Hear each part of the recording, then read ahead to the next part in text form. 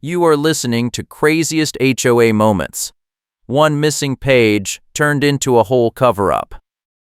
Karen slapped a stack of meeting minutes on the table and yelled that the minutes were the truth even if they made no sense. "I decide what counts as compliant," she said. Her voice cut through the quiet entrance area near the community sign, and two neighbors at the mailbox cluster turned to stare. The minutes packet was thick, maybe 40 pages, spiral-bound with a clear plastic cover that caught the streetlight. Rain had stopped 10 minutes earlier, and puddles pooled at the curb, reflecting tire tracks that looked fresh.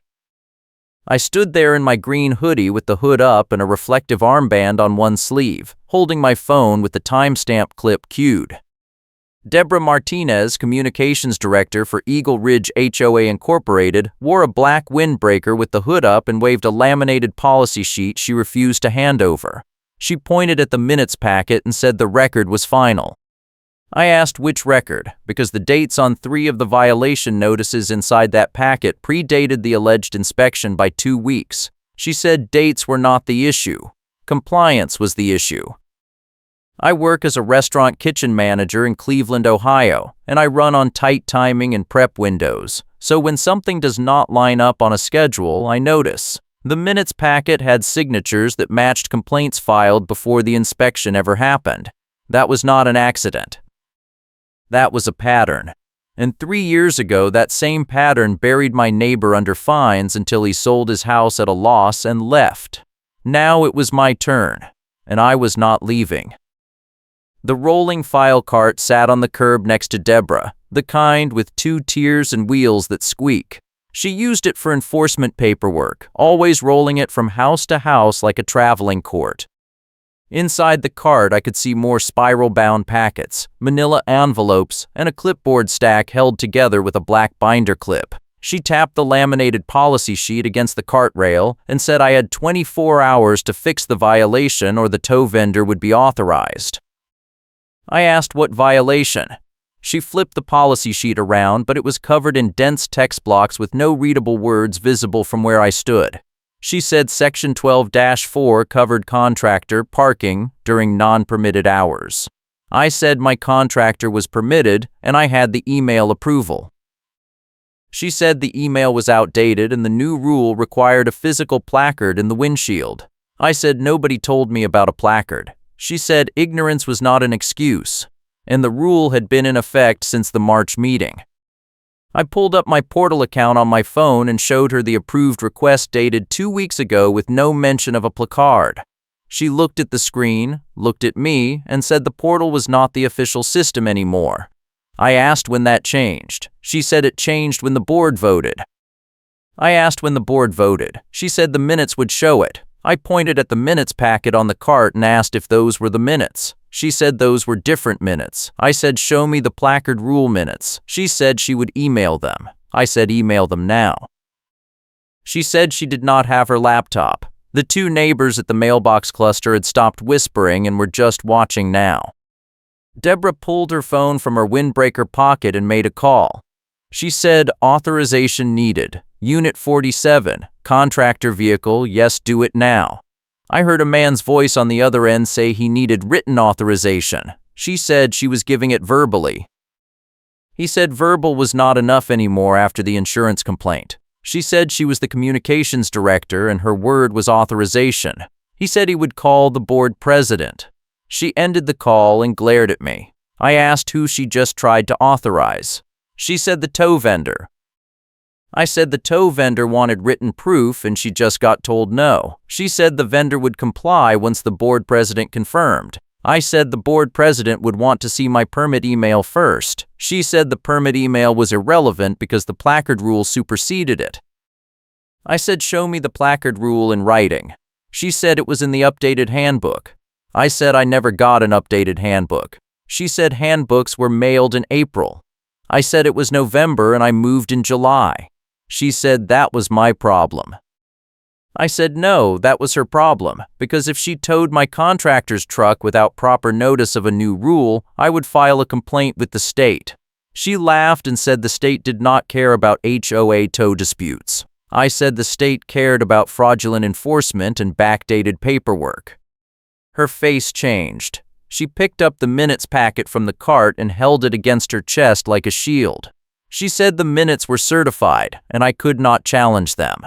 I said I was not challenging the minutes, I was reopening the cold case from 3 years ago that used the same playbook. 3 years ago, my neighbor got hit with a violation notice for unapproved exterior paint. He had receipts showing the paint color was pre-approved by the architectural committee. The HOA said the approval was never finalized because the committee minutes did not show a vote. He showed them the email approval from the committee chair. The HOA said email approvals were not binding. He asked for the meeting minutes that showed the vote. The HOA said the minutes were not available because the meeting was executive session. He filed a records request.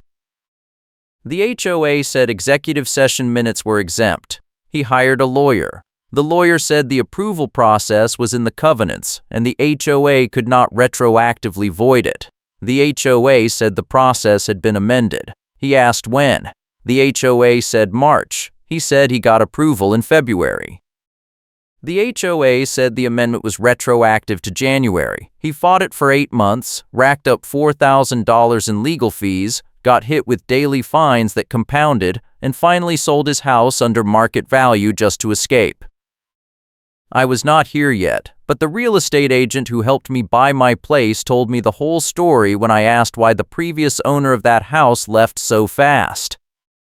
The agent said the case never made sense because the architectural committee emails were real, and the minutes that supposedly overruled them were published 2 months after the fact.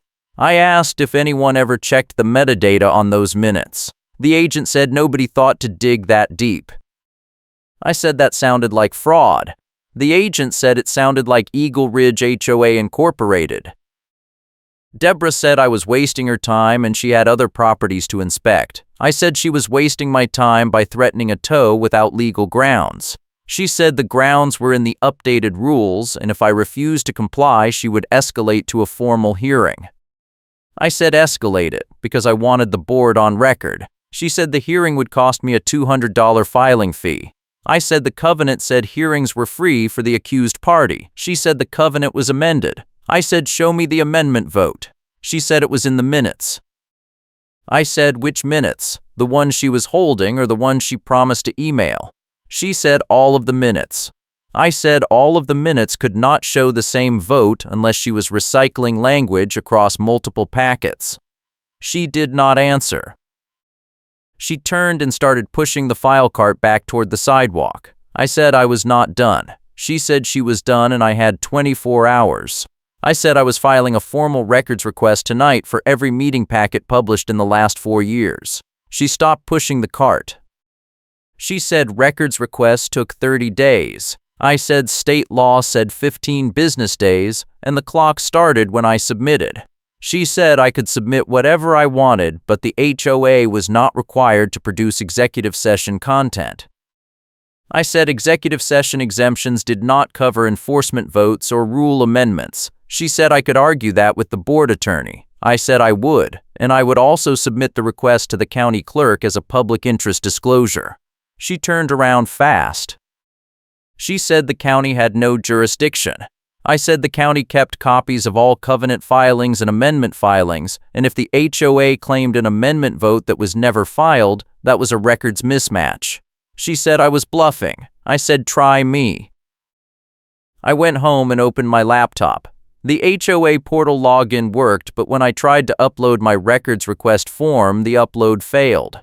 I tried again. Failed. I checked my internet connection. Fine. I tried a different browser. Failed. I checked the portal status page. No outages listed. I took a screenshot of the failed upload error message with the timestamp visible. Then I saved my records request as a PDF, printed 2 copies, and drove to the HOA management office. The office was in a small commercial plaza off the main road, next to a dry cleaner and a tax prep place. The lights were on inside. I walked in. The front desk clerk was a woman in her 20s with a name tag that said Brianna. I handed her the printed request and said I needed it stamped received. She looked at the form and said records requests had to be submitted online. I said the online portal was down. She said it was working fine. I showed her my phone with the error screenshot. She looked at it and said she would have to ask the manager. She picked up the desk phone and called someone. She said a resident was trying to submit a paper records request because the portal was not working. I heard a woman's voice on the other end say the portal was functioning normally. Brianna said the resident had a screenshot showing an error. The voice said screenshots were not proof of a system issue. Brianna looked at me and said the manager said I needed to try again from a different device. I said I tried 3 devices. Brianna said the manager said the portal was fine. I said then the manager could accept the paper request as a backup. Brianna said the policy required online submission. I said state law did not require online submission. Brianna said she was just following policy. I said I understood, and I would be filing a complaint with the state if the HOA refused a valid records request. Brianna put the phone down and said she would stamp it received. She pulled out a date stamp and pressed it onto the top copy of my request form. The stamp said received in red ink with the date below it. She handed me the stamped copy and kept the other one. I said thank you. She said the manager would not be happy. I said that was fine. I left and sat in my car in the parking lot. I opened my phone and composed an email to the county clerk with my records request PDF attached. I wrote that I was submitting a public interest request for all recorded covenant amendments filed by Eagle Ridge HOA Incorporated in the last 4 years, and I was also notifying the clerk that the HOA was currently blocking online records requests through technical means. I hit send. Then I called my real estate agent. Her name was Monica, and she had been in the area for 15 years. She answered on the second ring. I said I needed to know everything she remembered about the cold case from 3 years ago. She said she remembered plenty. I said I thought the case was targeting me now. She said that was exactly the HOA playbook and I should not be surprised. I asked if she still had any of the old emails or documents from that case. She said she might have some archive stuff and she would look. I asked if she remembered who the board president was back then. She said it was the same president as now, a man named Gene who mostly let Deborah run enforcement. I asked if Gene ever pushed back on Deborah. She said not that she ever saw. I asked if the board attorney ever flagged any procedural problems. She said the board attorney worked for the board, not for fairness. I thanked her and said I would follow up tomorrow. She said be careful because Deborah did not lose gracefully. The next morning I got an email from the HOA with the subject line final notice compliance required. The email said my contractor vehicle was parked in violation of updated parking restrictions and I had until 5 p.m. today to remove it or the vehicle would be towed at owner expense. The email was signed by Deborah Martinez, Communications Director. I checked the timestamp. The email was sent at 6:42 a.m. I checked my contractor's schedule. He was supposed to arrive at 8 a.m. to finish the kitchen countertop work. I called him. He said he was 15 minutes out. I said do not park in the driveway, park on the street outside the HOA boundary. He said that was 2 blocks away. I said I would pay him for the extra walk time. He said fine. I asked if he still had the approval email I forwarded him 2 weeks ago. He said yes. I said forward it back to me with the full headers visible. He said he would send it when he got to the site. I hung up and called Monica. She answered fast. I said the HOA just sent me a final notice with a 5 p.m. deadline and I never got a first notice. She said that was the moving goalpost tactic. I said what do I do? She said document everything and do not let them tow the truck. I said the truck was not even here yet. She said good, keep it off property until you have proof the rule does not apply. I said I had proof, I had the approval email. She said Deborah would say the approval was void. I said based on what? She said based on whatever she invented. I asked if the board ever overruled Deborah. She said the board never even questioned Deborah. My contractor arrived and called me. He said he was parked 2 blocks over and he was walking in. I met him at the door. He had his tool bag unzipped with tools visible. He said this job should take 3 hours. I said take your time. He handed me his phone showing the approval email I had sent him. I took a screenshot of his screen showing the email headers with the date and time. I forwarded the screenshot to myself. Then I forwarded the screenshot to Deborah with a reply to her final notice email. I wrote that the contractor was pre-approved per the attached email and no physical placard requirement was communicated prior to today. I hit send. 2 minutes later, my phone rang. It was Deborah. She said the approval email was not valid under the current rules. I said the current rules were not communicated. She said the updated handbook was mailed in April. I said I moved in July. She said the rules applied to all residents regardless of move-in date. I said ignorance of a rule change could not be grounds for enforcement if the HOA failed to notify me. She said the website had the updated handbook. I said I checked the website last night and the handbook posted there was dated 2 years ago. She said I was looking at the wrong page. I said show me the right page. She said she did not have time to walk me through the website. I said then I did not have time to comply with a rule I was never told about. She said non-compliance would result in a hearing. I said schedule it. She hung up. At 4:58 p.m., I heard a truck engine outside. I looked out the window. A tow truck with yellow and black striping was idling at the curb. The driver was a man in his 40s with a ball cap and a reflective safety vest. He was looking at a clipboard. I walked outside. The contractor's truck was not in my driveway. It was still parked 2 blocks away. The tow driver looked up and saw me. He said, "You the owner of Unit 47?" I said yes. He said, "I got a call to tow a contractor vehicle." I said there was no contractor vehicle here. He looked at his clipboard again. He said the work order says contractor vehicle parked in driveway at this address. I said the vehicle was never here. He said then there was nothing to tow. I said correct. He said he would cancel the call. I asked who ordered the tow. He said the HOA. I asked for a name. He said he did not have a name, just a number. I asked if he got written authorization. He said he got a voicemail. I asked if he kept the voicemail. He said company policy was to log the calls but not keep recordings. I asked if he charged the HOA for the trip. He said he would bill them the dispatch fee. I said good. He got back in the truck and drove off. I called Monica. She said the tow call was retaliation. I said the truck was not even there. She said Deborah probably did not check. She just ordered it based on her own threat timeline. I said that was insane. Monica said that was Eagle Ridge HOA Incorporated. I checked my email. Nothing new from Deborah. I checked the HOA portal. Still could not upload anything. I took another screenshot of the upload error with the timestamp.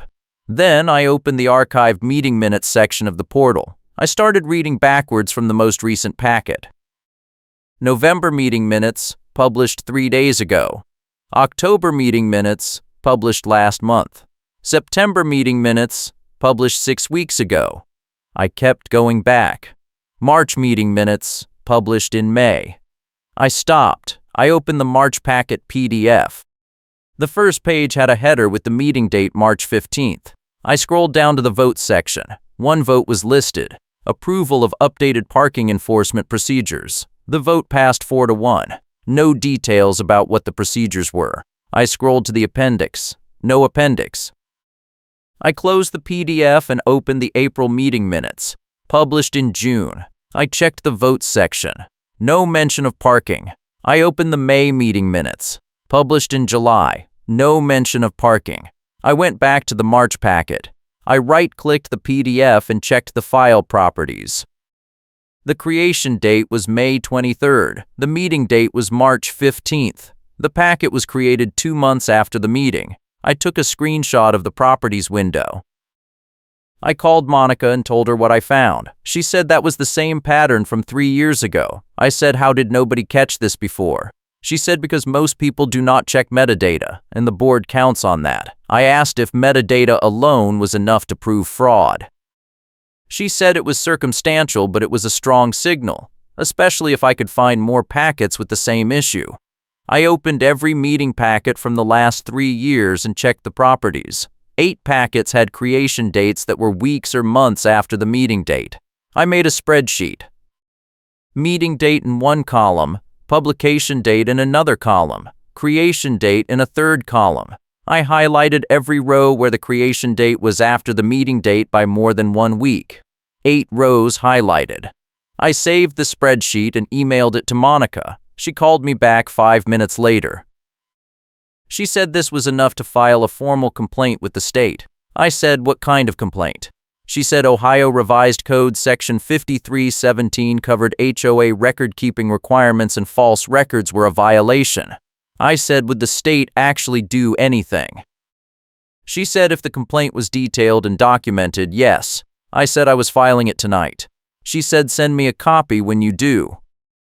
I spent 2 hours drafting the complaint. I included the spreadsheet, the metadata screenshots, the upload error screenshots, the approval email from 2 weeks ago, the final notice email from this morning, the tow dispatch timeline, and a narrative summary tying it all together. I cited the state law section Monica mentioned. I submitted the complaint through the state website and got an automated confirmation email with a case number. I forwarded the confirmation to Monica. She said the state would take a few weeks to review it, but once they opened an investigation, the HOA would be required to respond and produce records. I said, what happens if the HOA just lies? She said lying to the state was a bigger problem than lying to a resident. I said, good. She said in the meantime I should expect retaliation. I said I was already getting retaliation. She said it would get worse. I said I was ready. She said, no, you are not, but you will be.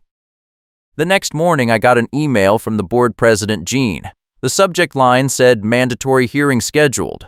The email said I was required to appear at a hearing on Friday at 6 p.m. to address multiple covenant violations. The violations listed were contractor parking without a placard, failure to respond to HOA communications, and disrespectful conduct toward HOA staff. I read it twice. I replied and said I responded to every communication, I never received notice of a placard requirement, and I had not been disrespectful to anyone. I asked for copies of the communications I allegedly failed to respond to. Gene did not reply. I forwarded the email to Monica. She said the disrespectful conduct charge was retaliation for filing the state complaint. I said, how did they know I filed a state complaint? She said Deborah probably had a contact at the county or the state who tipped her off. I said that sounded illegal. She said it sounded like Eagle Ridge. If you are enjoying this story, hit the like button and subscribe for more HOA revenge tales where the bad guys actually lose. Friday came. I had a time-sensitive contract job that night. A private event needed kitchen prep and service from 7 p.m. to midnight, and missing it could end the contract. I called Gene and asked if the hearing could be rescheduled. He said no. I said I had a work conflict. He said HOA hearings took priority over work. I said that was not in the covenant. He said the board had the authority to set hearing times. I said I would attend, but I could only stay until 6:30. He said the hearing would take as long as it took. I said then I would have to leave partway through. He said leaving early would be considered a refusal to participate and I would be fined by default. I hung up and called Monica. She said that was procedural railroading. I said, what do I do? She said, show up, state your evidence on the record, and leave when you have to leave. I said they will fine me anyway. She said let them, because procedural violations were easier to appeal than substantive ones. I showed up at the HOA meeting room at 5:55 p.m. The meeting room was in a community center building near the entrance sign. I walked in. The board was already seated at a long table. Gene was in the middle, flanked by 2 other board members I did not recognize. Deborah sat at the end of the table with her rolling file cart beside her. The cart was stacked with spiral-bound packets and manila envelopes. There were 4 folding chairs facing the board table. 2 neighbors I had seen at the mailbox cluster sat in 2 of the chairs. I sat in the 3rd chair. Gene said we were here to address violations at Unit 47. He said I had been notified of the violations and failed to comply. I said I complied with every rule I was made aware of. He said ignorance was not an excuse. I said I was not ignorant, I was not informed. Deborah leaned forward and said the updated handbook was available online. I said the updated handbook posted online was 2 years old. She said I was looking at the wrong link. I said, show me the right link. She said it was not her job to educate me. Jean said we were not here to debate links, we were here to address the violations. I said the violations were based on rules I was never properly notified of. Jean said notification was presumed once the rules were published. I said the rules were not published in any accessible format. Jean said the board meeting minutes were accessible. I said the board meeting minutes were backdated. The room went quiet. Deborah stood up fast. She said I was making false accusations against the board. I said I was making documented observations. I pulled out a printout of my spreadsheet and held it up. I said 8 meeting packets in the last 3 years had creation dates that were weeks or months after the meeting date. Jean said creation dates did not matter. I said creation dates mattered if the minutes were being fabricated after the fact. Deborah said the minutes were certified. I said certified by who? She said certified by the board secretary. I said where was the board secretary? Jean said the board secretary was not required to attend hearings. I said then how could the board certify minutes without the secretary present to attest to them? Jean said I was out of order. I said I was on the record. He said the hearing was not being recorded. I pulled out my phone and held it up. I said I was recording. Jean said recording was not allowed without board consent. I said Ohio was a one-party consent state, and I consented. Deborah said I was being disrespectful. I said I was being thorough. Jean said if I continued to disrupt the hearing, I would be fined for contempt. I said contempt of what? He said contempt of the board. I said that was not a real thing. He said it was in the updated rules. I said show me. Deborah reached into her file cart and pulled out a stapled packet. She slid it across the table toward me. I picked it up. The first page said Eagle Ridge HOA hearing procedures effective October 1st. I flipped through it. Page 3 had a section titled Contempt of Board. I read it. It said any resident who disrupts a hearing or shows disrespect to board members may be fined up to $500 per incident. I looked at Jean. I said this was published 6 weeks ago and I was never notified. He said it was posted on the website. I said where? Deborah said the residents-only portal. I said the residents-only portal was broken. She said it was functioning normally. I said I had screenshots proving otherwise. She said screenshots were not proof. I said metadata was proof. She sat down hard. Jean said we were moving forward with the violations. He said the first violation was contractor parking without a placard. I said I had written approval for contractor parking. He said the approval did not include a placard. I said the placard requirement was never communicated. Deborah said the placard requirement was in the March meeting minutes. I said the March meeting minutes were created in May. She said that was irrelevant. I said it was fraud. Jean banged his hand on the table and said I was out of order again. I said I was out of time. I looked at my watch. It was 6:28. I said I had to leave for work. Jean said the hearing was not over. I said I stated my evidence and I had a legal obligation to my employer. He said leaving would be considered a refusal to participate. I said then consider it a refusal and put it on the record. I stood up. Deborah stood up. She said if I left I would be fined $1,500. I said for what? She said 3 counts of contempt. I said there was no such thing as contempt of an HOA board. She said the updated procedures allowed it. I said the updated procedures were not enforceable because they were not properly noticed. Jean said the fine was being assessed effective immediately. I said assess whatever you want, I was filing an appeal. I walked toward the door. Deborah yelled behind me.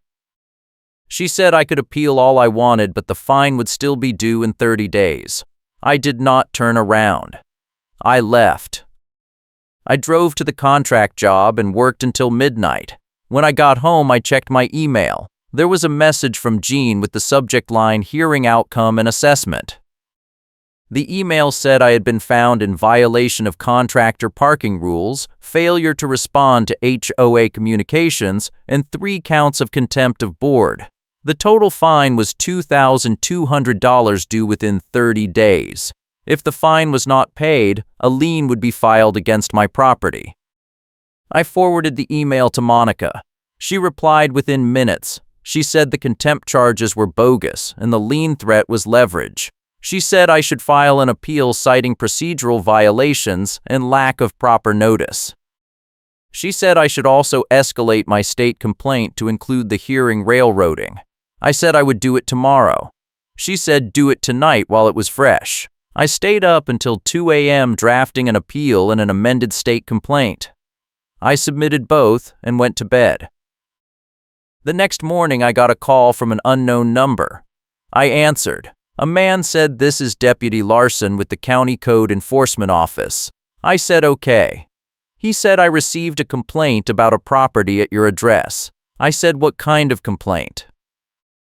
He said the complaint alleged unpermitted construction and safety violations. I said I had a contractor working on my kitchen countertops and the work was fully permitted. He said the complaint said the work was not permitted. I said who filed the complaint? He said complaints were anonymous. I said anonymous complaints were not valid for enforcement. He said they were valid for investigation. I asked when he wanted to inspect. He said he was outside my house right now. I said I would be there in 10 minutes. He said he would wait. I got dressed and drove home. A county vehicle was parked in my driveway. Deputy Larson was standing on my porch with a clipboard. I walked up. He said I need to see your permits. I unlocked the door and went inside. I found the permit folder and brought it out. He looked through it. He said the permits were in order. I said so there was no violation. He said correct. I asked who filed the complaint. He said he could not disclose that. I said was it an HOA representative? He said he could not disclose that. I said if it was an HOA representative filing false complaints, that was harassment. He said he was just following up on the complaint. I said I understood. He left. I called Monica. She said that was retaliation for filing the appeal. I said, how did they even know I filed an appeal yet? She said the board probably got an automatic notification from the management company. I said this was escalating too fast. She said that was the point. She said Deborah wanted me to fold before the state investigation started. I said I was not folding. She said then buckle up. I went to the county clerk's office the next day. I asked for copies of all covenant amendments filed by Eagle Ridge HOA Incorporated in the last 5 years. The clerk was a woman in her 50s with reading glasses on a chain. She said amendment filings were public record and I could request copies for a per-page fee. I said I would pay. She went into a back room. She came back 10 minutes later with a thin file folder.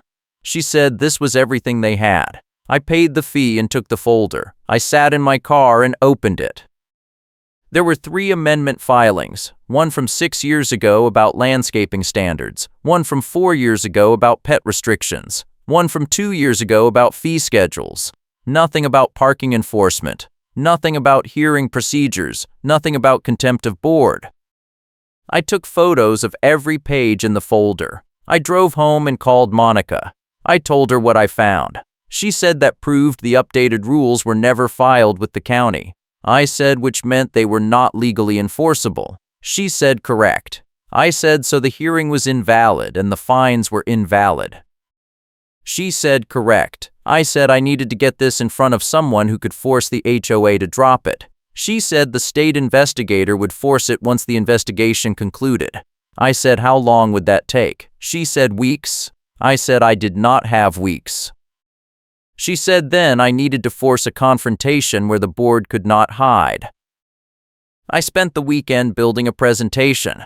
I compiled the metadata spreadsheet, the county amendment search results, the permit folder photos, the upload error screenshots, the tow dispatch timeline, and the hearing procedure packet that was never filed. I printed everything and put it in a 3-ring binder with tabs. I labeled the binder evidence file cold case reopened.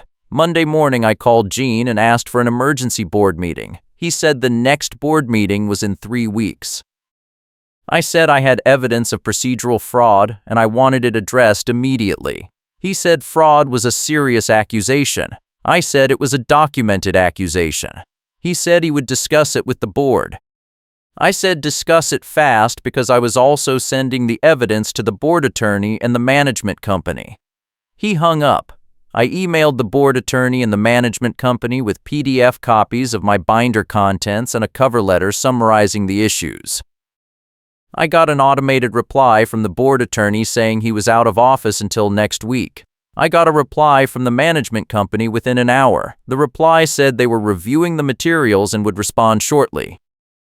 2 hours later, Deborah called me. She said I was creating problems that did not exist. I said the problems existed before I got here. She said the board followed proper procedures. I said the board fabricated procedures. She said I was accusing the board of criminal conduct. I said I was accusing the board of sloppy record keeping that crossed into fraud. She said she would sue me for defamation. I said go ahead, because discovery would be fun. She hung up. 10 minutes later, Gene called. He said the board would meet with me on Wednesday evening. I said where? He said the community center. I said I wanted it recorded. He said recordings were not allowed. I said then I was bringing witnesses. He said witnesses were not necessary. I said they were necessary for my documentation. He said fine. I called Monica and asked if she could attend. She said absolutely. Wednesday evening, I drove to the community center with Monica and my evidence binder. We walked into the meeting room. The board was seated at the long table. Deborah was at the end with her rolling file cart. Gene was in the middle. 2 other board members flanked him. I sat in a folding chair facing the table. Monica sat next to me. Gene said this was an informal meeting to discuss my concerns. I said my concerns were documented in the binder I sent to the attorney and the management company. He said the attorney had not reviewed it yet. I said then we could review it now. I opened the binder and flipped to the first tab. I said the metadata spreadsheet showed 8 meeting packets with creation dates after the meeting dates. Gene said creation dates were not relevant. I said they were relevant if the minutes were fabricated. Deborah said the minutes were not fabricated, they were delayed due to administrative backlog. I said a 2-month delay was not a backlog, it was a fabrication window. She said that was speculation. I said it was pattern evidence. I flipped to the second tab. I said the county clerk had no record of the parking enforcement amendment or the hearing procedures amendment. Gene said not all amendments required county filing. I said the covenant said all amendments required filing within 30 days. He said the covenant was old. I said the covenant was binding. Deborah said the board had the authority to interpret the covenant. I said the board did not have the authority to ignore it. Monica leaned forward. She said if the board continued to enforce rules that were not properly filed and noticed, they were opening the HOA to significant liability. Gene said the HOA had insurance. Monica said insurance did not cover intentional misconduct. Gene said there was no misconduct. Monica said the evidence suggested otherwise. Deborah stood up. She said Monica was not a resident and had no standing in this meeting.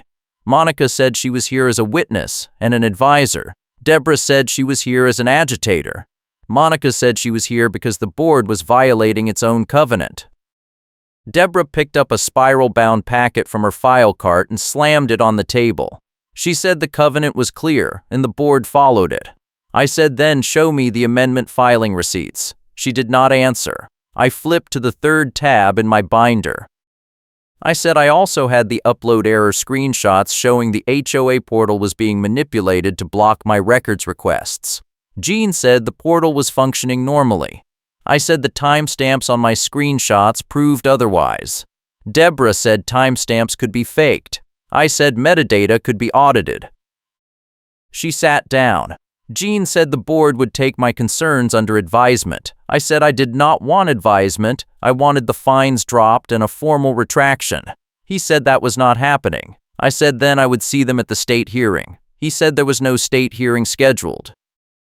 I said there would be once the state finished reviewing my complaint. Deborah said the state would not do anything. I said we would see. Monica and I left. We sat in my car in the parking lot. She said the board was not going to back down voluntarily. I said I knew. She said I needed leverage. I said I had leverage. I had the evidence. She said evidence was not leverage if nobody with authority was forcing them to respond. I said the state investigator would force them. She said the state investigator would take weeks, and in the meantime the HOA would keep escalating. I said, what do you suggest? She said I needed a public moment where the board could not control the narrative. I said, like what? She said like a surprise reveal at a community meeting where neighbors could see the proof. I said the next community meeting was in 2 weeks. She said then I had 2 weeks to prepare. I said, what if they canceled the meeting? She said then they would prove they had something to hide. I said okay. She said bring copies of everything and be ready to speak fast because they will try to shut you down. I said I was ready. I spent the next 2 weeks making copies of my evidence binder and preparing a 3-minute presentation. I practiced the timing until I could deliver the key points in under 3 minutes even if I got interrupted. The night of the community meeting, I drove to the community center with Monica and a box of 20 evidence binders. We walked in. The meeting room was full, maybe 40 residents in folding chairs facing the board table. Jean was at the center of the table. Deborah was at the end with her rolling file cart. I sat in the back row with Monica. Jean called the meeting to order. He went through the standard agenda items, budget report, landscaping update, upcoming events. Then he said we were moving to open comments. He said each resident had 2 minutes. I raised my hand. He called on someone else. That resident asked about pool hours. Jean answered. Another resident asked about street lighting. Jean answered. I raised my hand again. He called on someone else. That resident asked about trash pickup. Jean answered. I stood up and walked to the front. Jean said I was out of order. I said I was using my 2 minutes. He said I had not been called. I said I was calling myself. Deborah stood up. She said I was disrupting the meeting. I said I was participating in open comments. She said open comments required board recognition. I said I was a resident and the covenant allowed any resident to speak. Jean said I could speak for 2 minutes and then I needed to sit down. I said fine. I held up my evidence binder. I said 3 years ago a resident was forced to sell his house after the board fabricated meeting minutes to void his pre-approved exterior paint. I said the same tactic was being used against me now. I said I had metadata proving that 8 meeting packets in the last 3 years were created weeks or months after the meeting dates. I said I had county records proving that the parking enforcement rules and hearing procedures the board was using were never filed as required by the covenant. I said I had screenshots proving that the HOA portal was being manipulated to block records requests. I said I had a recording of a board hearing where I was charged with contempt of board under a rule that did not exist until 6 weeks ago and was never properly noticed. Deborah yelled that I was lying. I said I had copies for anyone who wanted them. I gestured to Monica, who was holding the box of binders. Jean said my 2 minutes were up. I said I had 30 seconds left. He said I was done. I said then answer 1 question. He said no questions. I said did you file the parking enforcement amendment with the county? He said filing was not required. I said the covenant said it was. He said the covenant was being updated. I said when? He said soon. I said so you are enforcing rules that are not filed and citing a covenant update that does not exist. Deborah yelled that I was out of order. I said I was on the record. Jean said the meeting was over. Residents started yelling. One man said he wanted to see the binders. Another woman said she wanted to know about the metadata. Jean banged his hand on the table and said the meeting was adjourned. Deborah grabbed her file cart and started pushing it toward the side door. I walked over and stood in front of the cart. She said move. I said not until you answer the question. She said I did not owe you answers. I said you owe the HOA answers. She tried to push the cart past me. I did not move. Monica stepped next to me. Deborah looked at both of us and said, you are both going to regret this. Monica said, we will take our chances. Deborah let go of the cart and walked out the side door. Jean followed her. The other board members followed him. The residents crowded around me and Monica. People were asking for binders. Monica started handing them out. The next morning, I got an email from the management company. The subject line said urgent board decision. The email said the board had voted to drop all fines and violations against Unit 47 pending further review. The email said the board was also conducting an internal audit of meeting minutes and filing procedures. The email said I was not required to take any further action at this time. I read it twice. I forwarded it to Monica. She called me immediately. She said that was the beginning of the end. I said they were just covering their tracks. She said they were covering their tracks because the state was about to start asking questions. I said, when would the state finish the investigation? She said probably another week or two. I said, what happened to Deborah? She said nothing yet, but once the state report came out, the board would have to respond. I said they would just protect her. She said not if the liability was too high. I said, what about the old case from 3 years ago? She said if the state report confirmed fraud, the old case could be reopened and the victim could file a civil suit. I said good. 3 weeks later, I got an email from the state investigator. The subject line said case resolution and findings. The email said the investigation had confirmed multiple procedural violations by Eagle Ridge HOA Incorporated, including failure to properly file covenant amendments, improper notice of rule changes, and inconsistent record-keeping practices. The email said the HOA was required to issue a formal retraction of all enforcement actions taken under the uninfiled rules and to pay my filing fees to end the fight. The email said the HOA was also required to conduct a full audit of meeting minutes and to file corrected amendments with the county within 60 days. The email said failure to comply would result in additional state oversight. I forwarded the email to Monica. She said it was over. I said, what about Deborah? She said the board would have to deal with her. I said, would they fire her? She said probably not, but they would limit her authority. I said that was not enough. She said it was what we could get. I said I wanted her gone. She said I got justice. That was more than most people got. The next HOA board meeting was 2 weeks later. I attended. The meeting room was packed again. Gene called the meeting to order. He said the board had received the state investigator's report and was implementing the required changes. He said all fines and violations issued under the uninfiled parking and hearing rules were being retracted. He said the board was also issuing a formal apology to affected residents. He pulled out a single sheet of paper and read from it. The apology was 2 sentences long and did not mention anyone by name. He said the board was committed to transparency and proper procedures going forward. Then he said the board was making a personnel change. He said Deborah Martinez was stepping down as communications director effective immediately. The room erupted.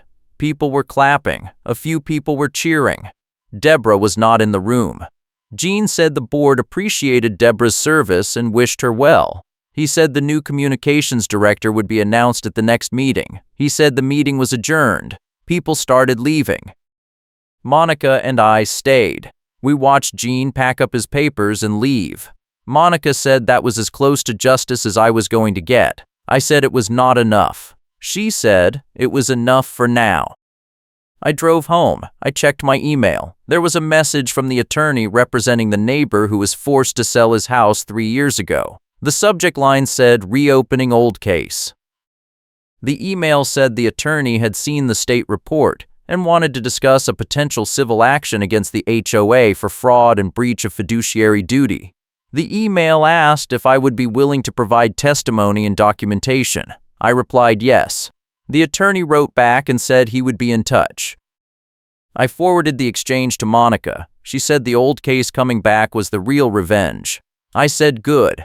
She said Deborah's bluff got read out loud and the room reacted. I said that was the funny karma beat. She said it was about safety and the insurer email said stop. I said what email? She said check your junk folder. I checked. There was an email from 3 days ago from an insurance carrier addressed to the HOA board.